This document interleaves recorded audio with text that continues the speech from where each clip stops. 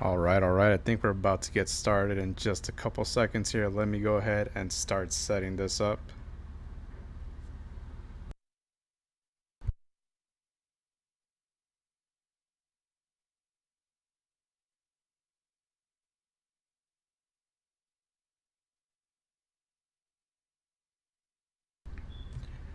What is going on, folks? This is Suave, and today we're going to be taking a look at the red cards for the Set 1 Booster Box Romance Dawn for the One Piece card game. We have a lot of cards here to go over, and we're going to see what these cards are all about. We're going to have a nice little discussion and just see where these cards fit within this little tier list that I made. We're going to go ahead and take a look at the red leaders real quick. So the red and the red green leaders, so we can kind of get a little bit of a reference point as to where to kind of start. So let me go ahead and try putting up these leader cards real quick, and then we'll go ahead and start off with the rest of the red cards. So we're gonna put up here, we got Luffy. So we're gonna just go over these abilities real quick. Luffy says, give this leader one of your characters one Rested Dawn card. Then we're gonna go ahead and head on over to Zoro. Bear with me 1 second here, guys. It's my first time doing a live stream, so I have a lot of things going on here. Zoro, Dawn times 1. Your turn, give all your characters +1 power. So the leaders are going to be their own leader tier. We're not actually going to be putting any rankings on these specific leaders. We're just using them as a reference point in order to be able to rank the rest of these cards. Here we have Law. Once per turn, you can rest 2 Dawn. If you have 5 characters, return one of your characters to the owner's hand, then play one character with a cost of 5 or less of a different color than the returned card from your hand. And last but not least, this thing is really hard to navigate here. We have next the red-green Luffy. So the red-green Luffy, once per turn, for 4 Dawn, you can set one of your Straw Hats or Supernova cards over from rested back to active and give them +1000 power. So with those leaders being set, we're going to go ahead and take a look at the rest of the red cards now for set 1 and see where we could put them in our little tier list that we got going on here. So first off, we have going on is Usopp. Usopp is going to be a 2 cost for 3000 power. He has a counter of +2000 once per turn with 1 Dawn attached. On your turn, you have to draw 1 card. Draw 1 card when your opponent activates an event. So this event draw will only happen when it's happening on your turn. So basically, you'll be able to get a card draw based off a counter that's going on, right? And so there is some really strong power here going on because red really doesn't have any raw draw power right now. They only have draw recursion or recycling, either from your deck or from the trash, so your discard pile. So you're gonna get cards from one of there. Raw draw power is really powerful, and red is kind of lacking in that. Usopp does fit that curve with the red power because he only has 2 cost. +2000 counter is very, very significant. It's a very powerful thing. I think a lot of red decks are going to be running this Usopp. He does have the Straw Hat Crew keyword, so he's going to be able to be fished out with your Nami. He's going to be able to interact with other things. Zoro, if you have Zoro as your leader, he's going to get +1000, so it brings him up to 4000. And with the 1 Dawn attached to him already, brings him up to 5000. So he's already going to be able to threaten the enemy leader. If you have your Luffy leader card, he's going to be able to give a free Rested Dawn over to Usopp. And so I think for those reasons, I think Usopp is going to have a really good play. I'm not sure if he's going to be S tier competitive. I'm not sure if he's going to fit like maybe in a law deck. I mean, he is cheap. Red green Luffy, I think there's just so many other options with those green cards, with the red green heroes, that I'm not sure he's going to fit the S tier, but he's definitely going to be most likely A tier. Oops, I accidentally zoomed out a little bit right there. So he's probably most likely going to fit somewhere around over here. So we'll put him over here for now, and we're going to go ahead and see what other red cards we got going on here. So next up, we got... Whoops, almost hit that real quick. We got Uta. So Uta's kind of like a mixed bag, right? She is a 4 cost for 4000 power with the special attack attribute. On play, she gets to return one red character other than Uta with a cost of 3 or less from your trash to your hand. Let me know what you guys think about this card, because personally I really love Uta. She is so good, especially in the Zoro mid range that I've been playing. Even though she doesn't have a Straw Hat Crew character trait, and she doesn't have a counter, but you're not really sad when you draw into her because she has 4,000 power. If you put Zoro's ability on her, she goes up to 5,000, so she can threaten the leader. And when you play her, you get to pick any 3 cost red character from your discard pile back into your hand. That is huge. You can get an basically another blocker like Chopper. You can get another plus 2,000 counter from your discard pile, put it back into your hand so you have more counters. Or you can get other powerful characters back into your hand like Zoro, Robin. We're going to see those characters later on. But regardless, I think Uta is going to be really powerful. Again, because she doesn't have the counter and because she doesn't have the Straw Hat Crew, I think her presence will be a little bit limited into what deck she's going to be in. But whatever decks do include her, especially the Zoro deck, I think they're going to have a really fun time putting her in there. And I think for that, she's going to be same thing where she's going to be in the A tier, where she's pretty much beneficial when she's in your hand. I'm obviously she's not going to be having a counter, so you want to play her as soon as possible. But because she has that recursion, giving you back a card into your hand, it's going to be a very good play. It's just going to be really good all around. Next up, let me go ahead and move this stuff around here. We have one of our other favorite characters, Otama. So Otama is a 1 cost for 0 power. She doesn't really have a presence on the field, but she has a very powerful ability. First of all, she has plus 2,000 counter, and after that, she's going to be able to give an opponent character minus 2,000 power during this turn. That is really good, mostly because she's going to be able to combo with a lot of other things. You can basically put minus 2,000 on a character and do Gum Gum Pistol to be able to KO somebody. You're going to be able to combo her with Robin. She's super cheap, so I think she's going to fit really well pretty much in almost any deck, and she's going to be really, really useful. I think not a lot of people are utilizing her right now, but when you start seeing her in competitive play, I think she's going to really, really shine, and we'll see exactly how that fits in. But as far as this tier list goes, minus 2,000 power is super significant. She has plus 2,000 counter. She only costs 1.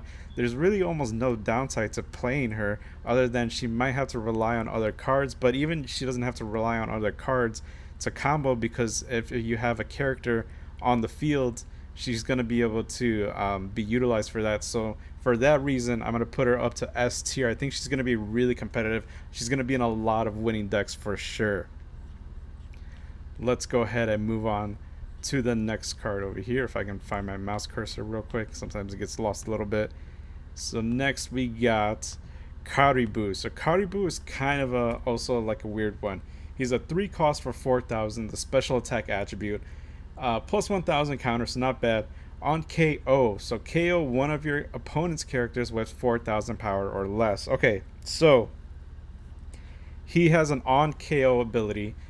On KO is sort of a really mixed bag right now, only because you don't really want to kill him in order to not get that bad effect, right? So you can just ignore him, but by ignoring him, he's always going to be a threat, but he needs 5,000 power to be a threat. So in a Zoro deck, maybe also with a Luffy because it gets the free Dawn, but at the same time, that KO effect can really be played around unless you have some really cheap defenders that like maybe you can't afford to put Dawn on them, but otherwise you can kind of play around this effect, and I don't think that he's really going to fit in a lot of decks. He does have the supernova keyword.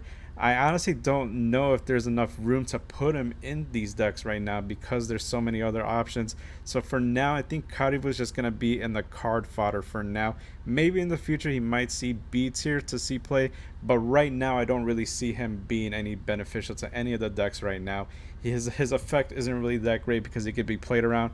Yeah, you can ignore him and maybe he'll do like a 5,000 threat, but at the same time there's other better cards that red and green can kind of play. So for that reason, we're going to put Karibu down to the card fodder tier.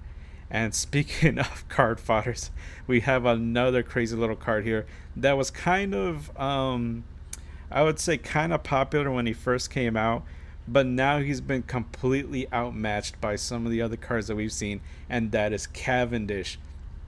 Cavendish is a 4 cost for 5,000 power.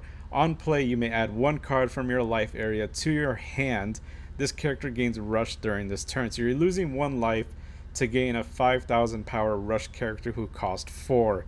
Well, at first it was kind of good. People thought maybe it'd be rush would be sort of like a rare trait. Not too many people would have that, but we did get one character who basically has the same ability, but without having to lose the life. And we all know it's going to be Zoro that we're going to see later on. So right now, unfortunately, Cavendish is pretty much in the card fodder tier because really there's no reason to really play Cavendish when you have Zoro available. So right now, Cavendish is just not really that great of a card to choose from. Let's go ahead and take a look at our next card over here. We got Carrot. She is our vanilla character, 2 cost for 3,000 power with the strike attribute. She has the trigger play this card. She also has a counter of plus 1,000. So carrots, I think a lot of these characters that we see that have vanilla 2 cost for 3,000 have with the trigger play this card. Um, they're gonna have a room in some decks. I don't know if that deck exists right now. I know some people are trying to play around with the idea of doing playing this card from a trigger with Law because Law likes to have 5 units on the board and be able to use his ability as soon as possible. But I don't think that that's one of the most optimal decks that it's going on right now. I think that there's better cards for Law, and I don't think that this card is really gonna really see play too much. I don't think any cards with this effect are really going to see play at all. So we're going to go ahead and put Carrot as well in the card fodder section down here.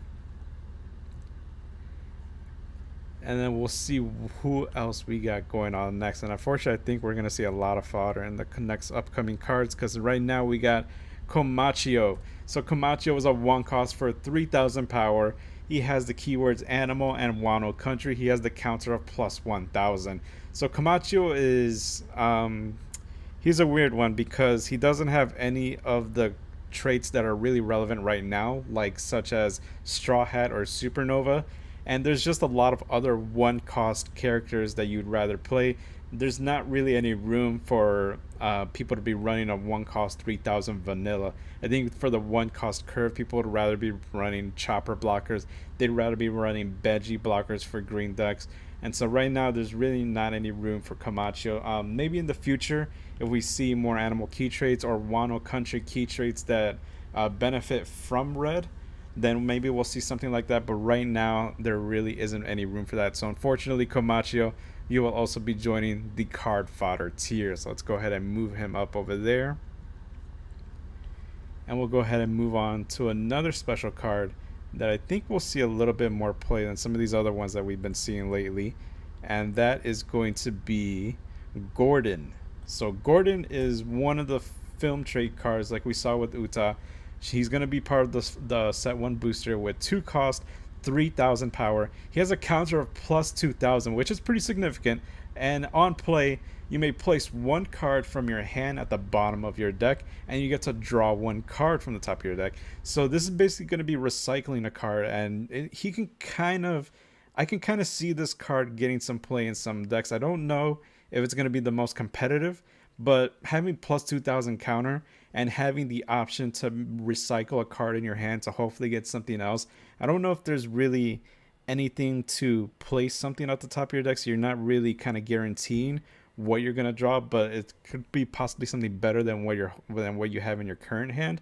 So right now, I don't think Gordon is really going to see too much of competitive play, but I think he has just enough room to be in the B tier where he's not necessarily card fodder. His stats are actually really good, and he has a pretty flexible ability. So we're going to go ahead and put him in the B tier for now, and maybe he'll have some better support later in the future, and we'll be able to see where he goes from there.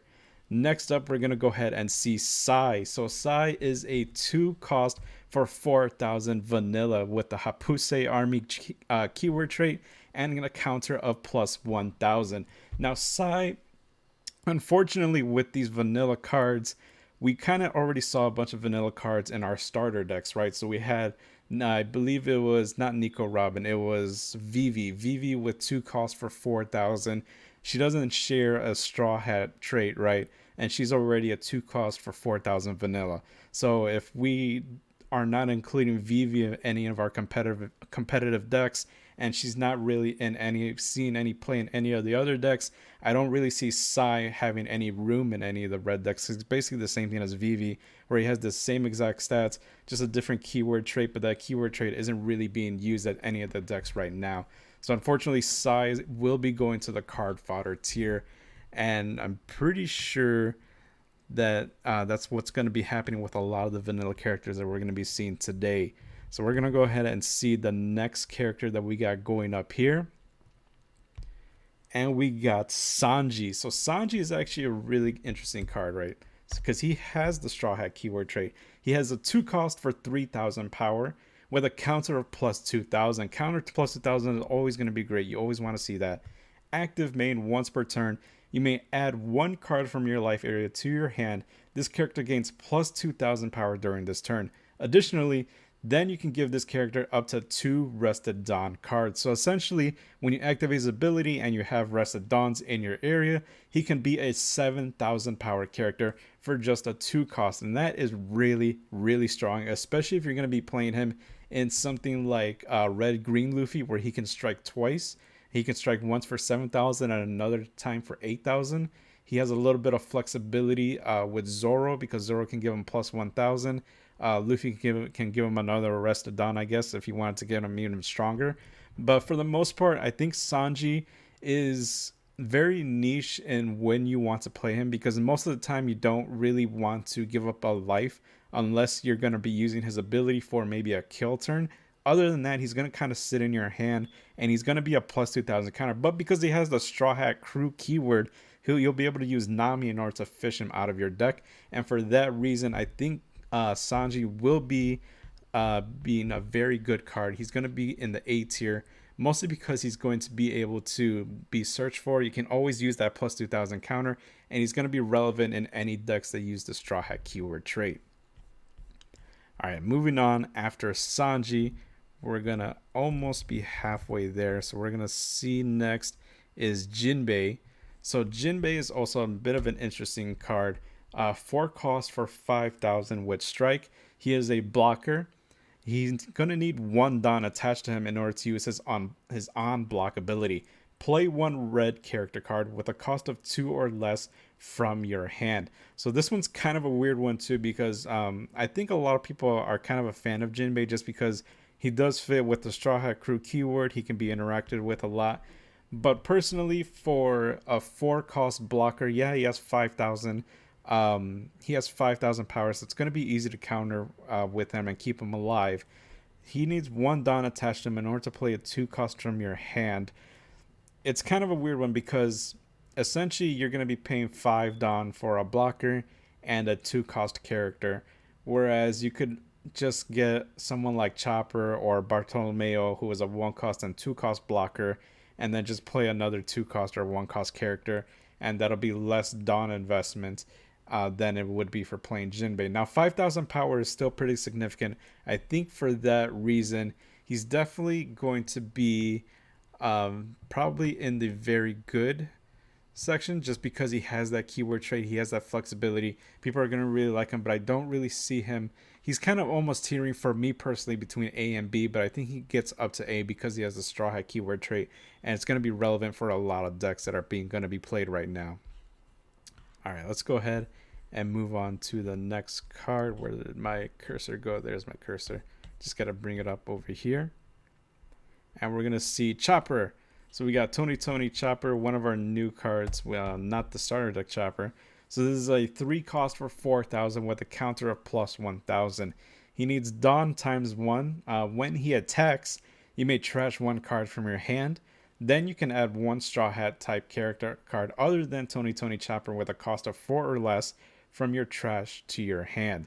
This is actually a pretty cool ability. I don't see a lot of decks running Chopper right now, mostly because I think recycling your hand to get another Straw Hat character. I think there's not really a lot of room for Chopper. I know a lot of people are going to try to play him out, but I think once people start testing him out, I've noticed that people start cutting him out of the decks.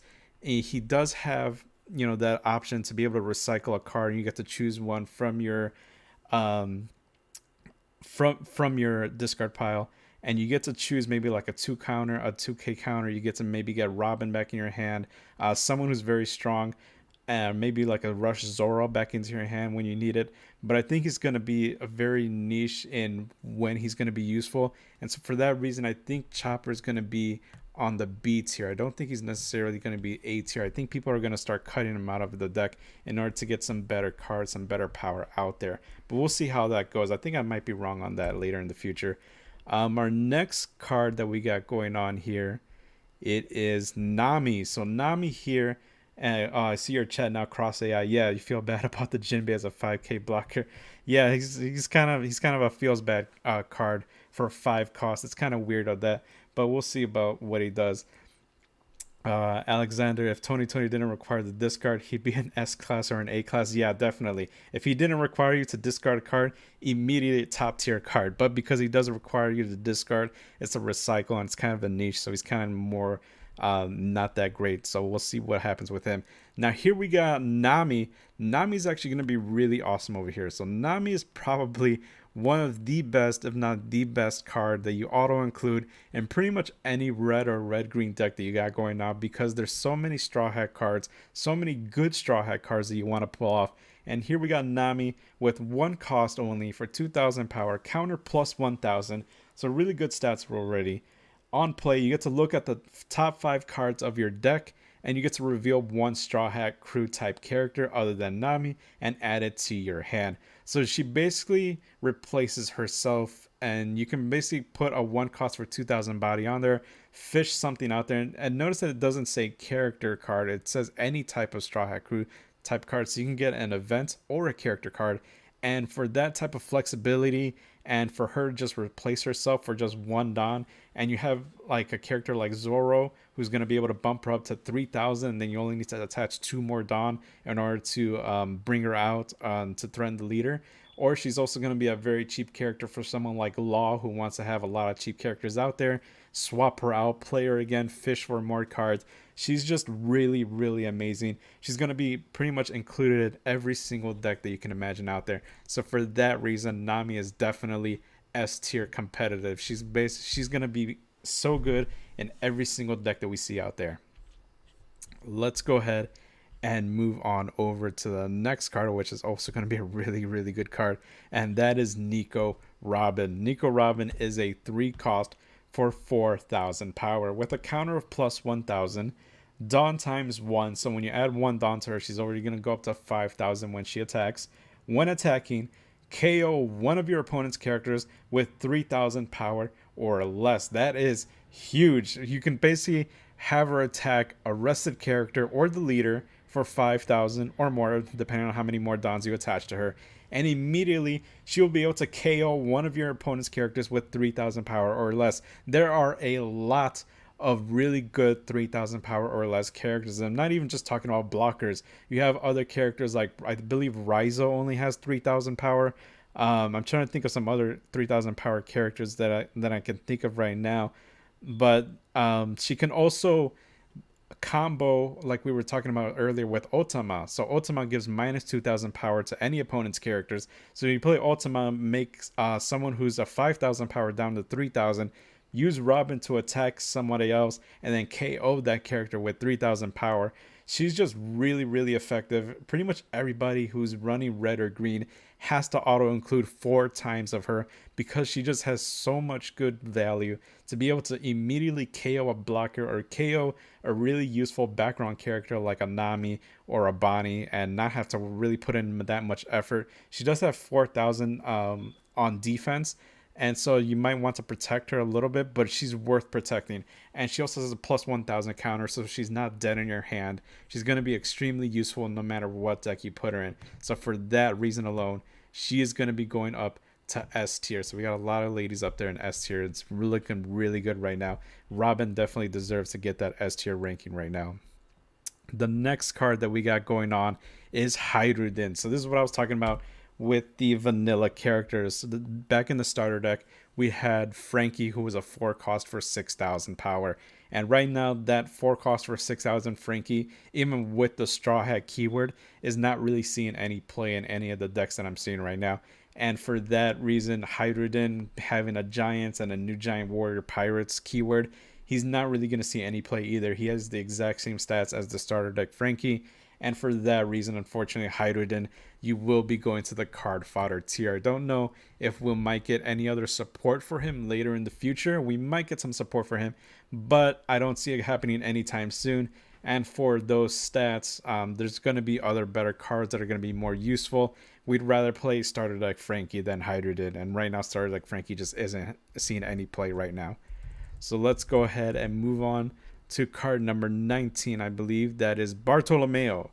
So Bartolomeo is kind of an interesting one. People are kind of intrigued by him, kind of not intrigued. He has a weird ability. 2 costs for 2,000 power. He is a blocker. He has a counter for plus 1,000. So he's not going to be dead in your hand. And for 2 times Dawn attached to him, he will gain plus 3,000 power on your opponent's turn. So he could be a 5,000 blocker if you invest a Dawn in him. If you don't invest a Dawn in him, he's still a 2 cost blocker, which is pretty good to have out there. And he has the Supernovas keyword, so someone like Bonnie could fish him out if you really needed a blocker, along with Beji, who's also a 1 cost blocker. So he is a cheap blocker. He does have the keyword trait. So I think for now, Bartolomeo, because he's so cheap, he is a blocker. He has a Supernova's keyword. He's definitely going to see play for sure. Whether or not he's A tier or B tier, as in very good, does he rank up to the same ranks as maybe Uta or Sanji? I don't really know. I think people are kind of fixated on Jinbei a lot, especially for the Straw Hat keyword. For the Supernova keyword, I know people are playing Beji as their blocker, but they're also using Chopper as a blocker because they have that mixed red-green synergy. A lot of the Supernova cards are being used in red-green decks, so I don't really think that Bartolomeo is seeing a whole lot of play, but he's definitely not card fodder tier. So for that reason, we're going to put him in B tier, only because I think other people are going to start playing Chopper and Beji over Bartolomeo. But we'll see how that pans out later in the future if we get more Supernova support later on. So next we got Hyogoro. Hyogoro was probably one of my favorite cards ever since he came out, or ever since he got revealed. 2 cost for 3,000 power with a counter of plus 1,000. He has the active ability, you can rest this character and your leader or one of your characters gains plus 2,000 power during this turn. This is really awesome. You get to play him, give one of your characters or your leader plus 2,000 power, and now your opponent has a really difficult choice to make. They have to swing at Hirogoro because they cannot ignore him. He's giving too much free value, and if they do ignore him, they're basically just going to suffer from having your leader, the leader having 7,000 power when they attack, and having that constant 7,000 power is just really threatening. And so he's always going to be sort of like a pseudo blocker where he's out there. He's always going to take some sort of attack because no one's really going to want him to take him out. When you have him in a deck like Law, who can put him out for 2, then if he's like your 5th character, you can swap him out and put someone else in there, and then you can use Hyogoro again next turn. There's a lot of flexibility going on with that. So I think I don't know if he's going to see play in every single red deck, but I know for sure that he is a really, really good card, and he really has good combo potential with a lot of characters. So for that, we're going to put Hyogoro up to the A tier. I think he's kind of teetering S tier to A tier in my opinion, but for now we'll put him to A tier. I think Hyogoro is a really good card, but I think a lot of people are trying to fit other characters and other cards in their decks that they might start cutting Hyogoro out. But we'll see what happens with the meta as things start rolling out and people are starting playing with the decks. Maybe he'll be a lot better. Maybe he is S tier, but for now I'm going to put him in A tier and see where that goes. Next up, we got Frankie. So Frankie is a 3 cost for 4,000 power character with the Straw Hat Crew ability, or sorry, Straw Hat Crew keyword. He does not have a counter on him though. He's gonna be dead in your hand. You're gonna want to play Frankie as soon as possible. Don times 1, this character can also attack your opponent's active characters. That is really, really strong, especially when you have a bunch of background characters like Nami, like Bonnie, like any of the support characters, or even a character that was just played by your opponent on their last turn, and your Frankie is able to swing at them before they can even do anything. Frankie is just really good all around. Obviously, you can kind of stop Frankie if you have like a blocker, because you're gonna be making sure that you want to protect the active character.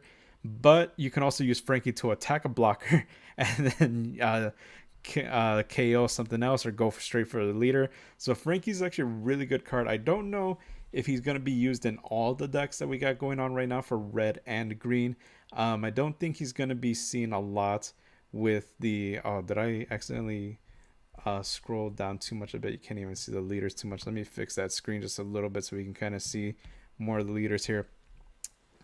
Frankie is definitely A tier for sure. I don't think he's going to be super S tier just because I think he's going to be more like a 1 or 2 of in a lot of decks. Definitely in the Zoro mid range, he's automatically included in that. I don't know if there's enough room to put him in any of the Law or maybe Mono Red Luffy. There might be some room in Mono Red Luffy, but for with no counter, he does have a really good ability. I'm kind of teetering between S and A to be honest, because I think he's just really, really good, and he's a really big threat to the board. And I think he's almost just as good as Robin, because if you have him on the board, he's going to be able to do a lot of things, but he does get countered by blockers. For now, we'll just put him in an A tier. I think he'll see a lot more play in the future. We'll see what the decks are going to look like when they start rolling out. Let me go ahead and go on to the next card. We're almost getting there.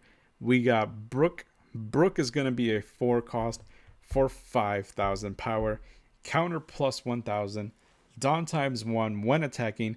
Give 2 of your opponent's characters minus 2,000 power during this turn. I think Brook is a very underrated card right now. I think Brook is going to see a lot of play because giving 2 characters minus 2,000, especially if there's some of the big characters that are like 6,000 or 7,000 power, and you get to bring them down to like 5,000 or 4,000 power just by swinging with Brook.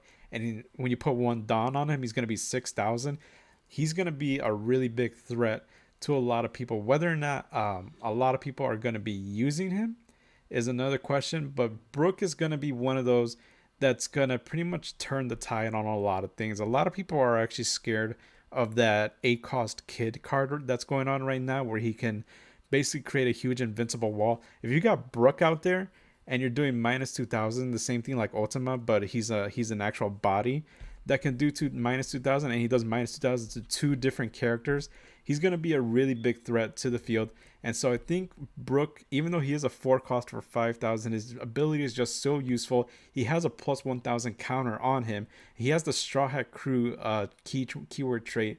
I think Brook is definitely going to see S tier competitive S tier competitive play, just because giving minus 2,000 power to 2 characters is extremely good. He's also a 4 cost, so he doesn't die to Who's Who. He does die. He doesn't even die to what's that card I'm looking for? Red Hawk, that looks for 4,000 power. So there's really just a few limited cards that can target him on KO. Most likely he will survive until your next turn, and he's going to do a lot of damage to your opponent's field. And so for that reason, I think Brook is definitely an S tier character. Let's go ahead and see who else we got going on here.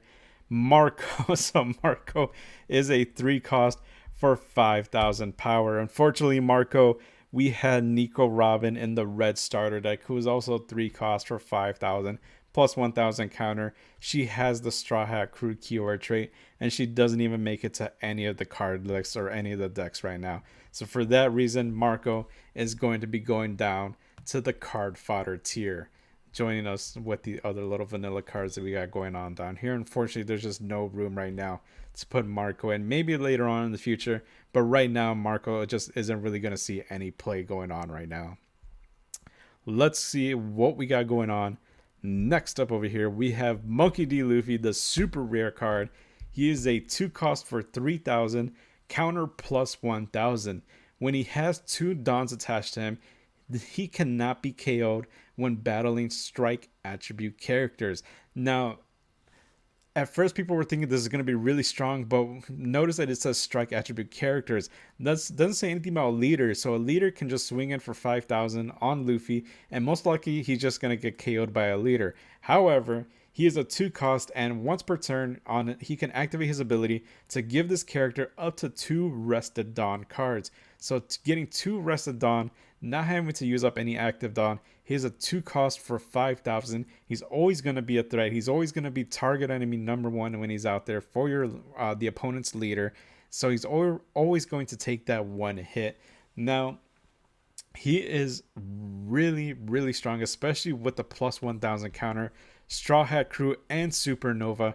He's pretty much included in every single deck for red and red-green that's going on right now. So for that reason, character Luffy, definitely S tier character. And speaking of S tier characters, we're going to see the other one that's coming up right now. That is Roronoa Zoro. This is the super rare version of Zoro. He is a 3 cost for 5,000, and he immediately has Rush. He's not like Cavendish where you need to sacrifice a life, pay 1 more Dawn to play him. This is an extremely powerful card, especially for combo capabilities with Law. With your leader card Zoro, he's going to be a 6,000 Rush. For Luffy, you can attack him twice, 5,000 and 6,000. Mono Luffy, just give him a Rested Dawn if you really want to. He's just a really good card for 3 cost. Rush is extremely important. You're going to be able to do a whole lot. Even though he doesn't have a counter, he doesn't need a counter. You're going to want to play him the moment you get him. He is the S tier character card that a lot of people are going to be using. So for that, Zoro definitely makes it up to the S tier rank, and a lot of people are going to be using that card. Let's go ahead and move on. I think we got the event card now next. Yeah, we got the events. Gum Gum Red Hawk. Gum Gum Red Hawk is interesting because at first, a lot of people were really in love with this card. As people started to play this card more, it's really very easily telegraphed. So if see your opponent has 2 Dawn available, chances are they have Red Hawk and they're ready to use it. And it's very easy to play around when you just attach some Dawns to some of your characters. Now, of course, you can't always play around it because you're going to have some cheap 1,000 blockers who are still alive, and you're going to want to attack, and they're probably going to die from Red Hawk. So Red Hawk is definitely significantly good. You do have to use 2 Dawn for it. It is giving you plus 4,000 power. So it's very significant. It's really good value, and you get to KO a character for 4,000 power or less. Yeah, it could be played around. It's not always going to be able to be played around, but I think people are going to start using less and less Red Hawks because we have some other options available, and we're going to be seeing some of that. So for now, I think Red Hawk is an A tier card. It's definitely seen play in a lot of decks, but it's not that 4 times auto include that everyone made it out to be. I think people are starting to reduce it in size and starting to add some more cards in there. So we're almost getting there. We're just about near the tail end. We're going to start seeing the rest of these event cards. We got Round Table. So Round Table is kind of like a meme card for everybody right now. It is a 4 cost event.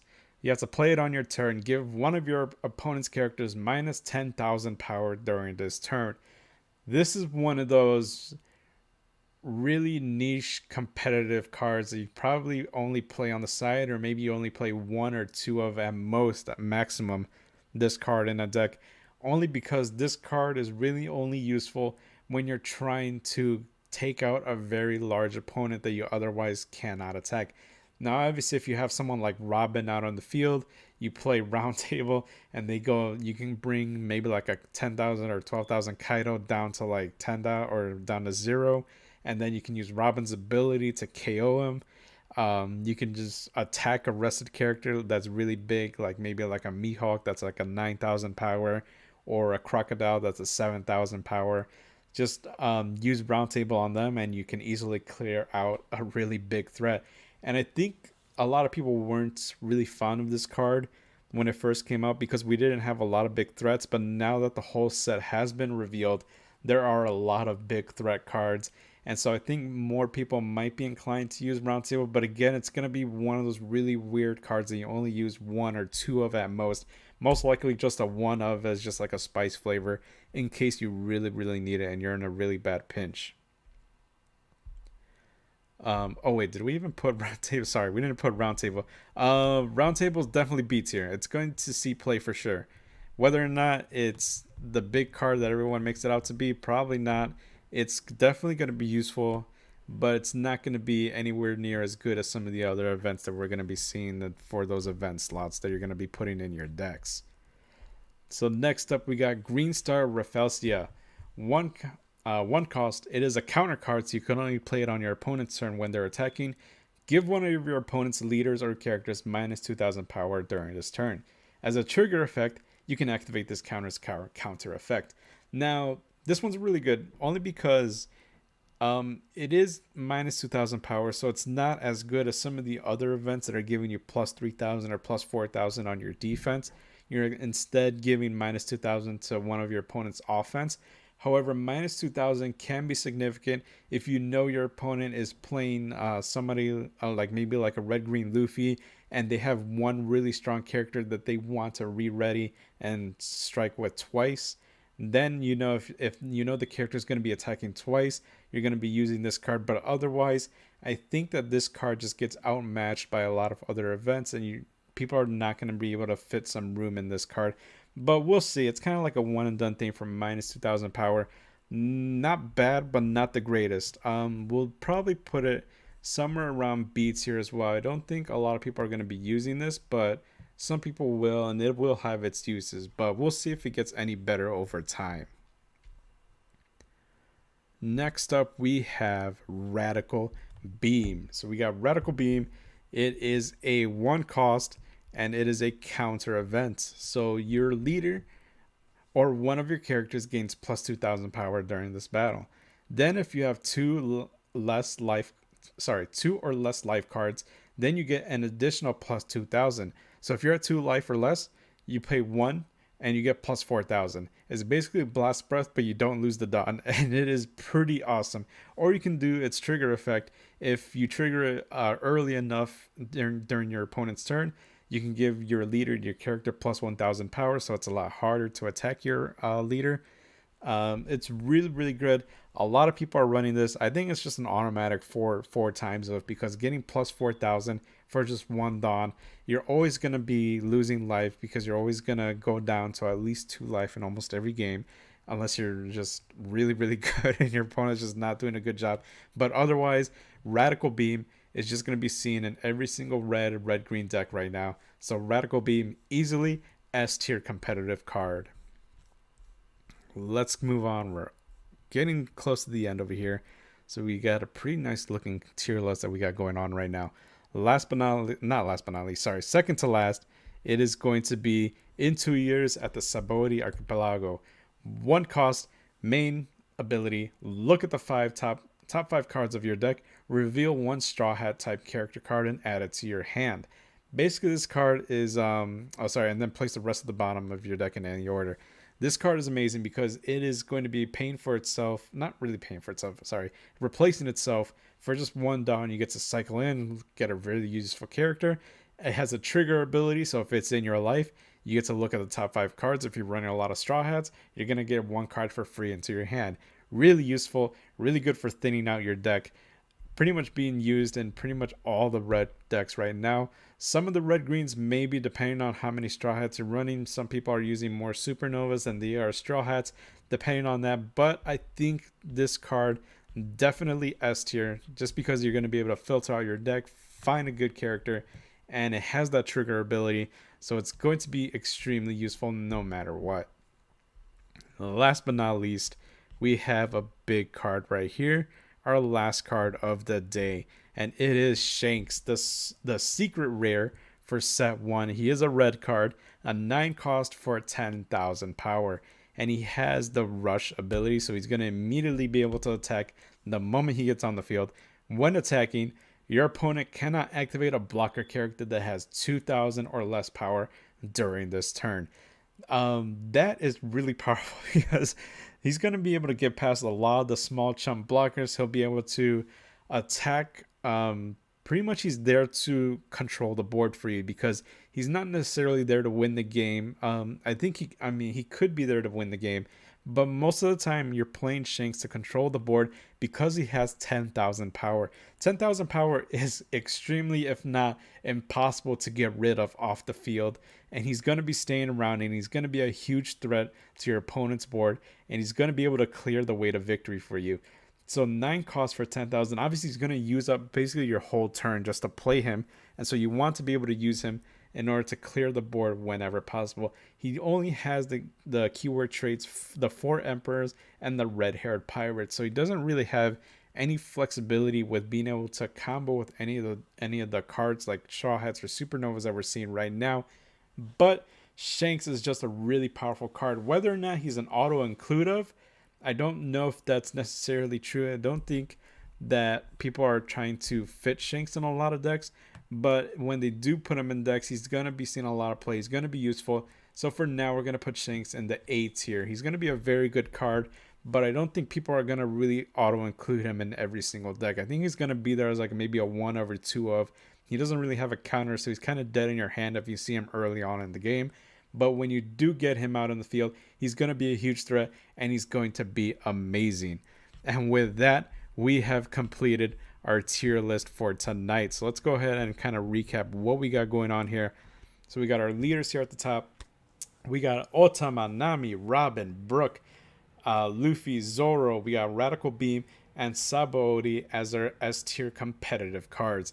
For the A tier, we have Usopp, Uta, Sanji, Jinbei, Hyogoro, Frankie, Red Hawk, and Shanks. For the B tier, we have Gordon, Chopper, Bartolomeo, Round Table, and I believe that was Green Star, Rafflesia. And then for the card fodder, we got Hydrodin, Sai, Komachio, Cavendish, Carrot, Karibu, and Marco. So that's going to do it all for today's tier list. If you guys enjoyed this video and you stuck around, be sure to hit that like and subscribe. We're going to be doing more content like this. We're probably going to do a tier list for the green cards maybe in a couple of days from now. We'll see what we got going on, but I will see you guys all in the next video. Bye everyone.